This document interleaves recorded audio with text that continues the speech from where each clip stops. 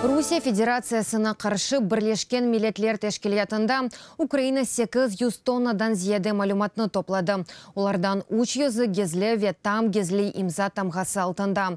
Боқта баш прокурора Юрий Луценко президент Петро Порошенко еле көрошывынды білдірді.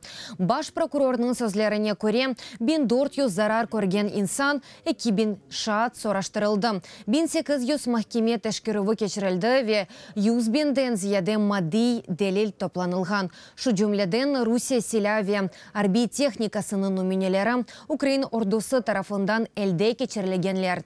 Баш прокуратура Луценканың сөзлеріне көре, Донбасста террористик тәшкілатларының реберлеріне қабатлав сенетлеріні азырлаған. Әвел Украина БМТ халқара махкемесіне Русияге қаршы оның Қырымда ве мемлекет шарқында Украин ватандашларына қаршы әрекетлері үшін даваны берген.